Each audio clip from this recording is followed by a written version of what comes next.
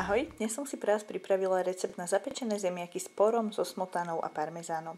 Zoznam všetkých potrebných súrovín nájdete ako vždy v popise videa. Začnete tak, že na tenké kolieska nakrájete zemiaky a por.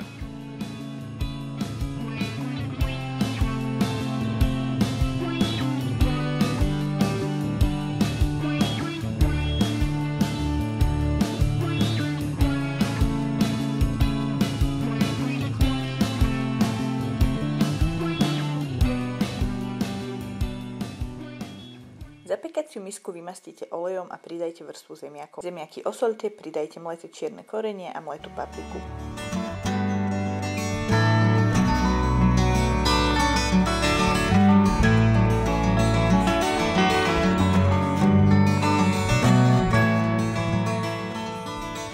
Na zemiaky dajte vrstvu poru a zakryte ho zvyšnými zemiakmi.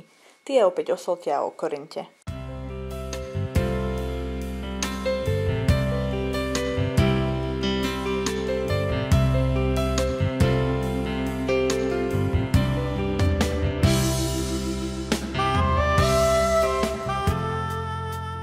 Potom vyšľahajte vajíčka s koreninami, pridajte smotanu, dobre premiešajte a zmes nalejte na zemiaky. Zakryte ich alobalom a pečte pri 180 stupňoch približne 40 minút.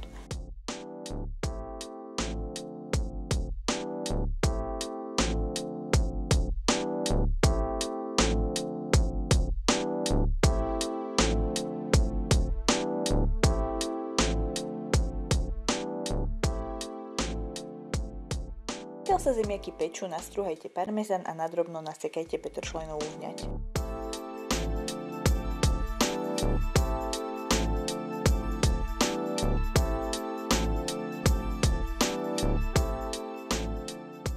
Po približne 40 minútach, keď sú zemiaky už mäkké, dajte dole alobal a pridajte syr.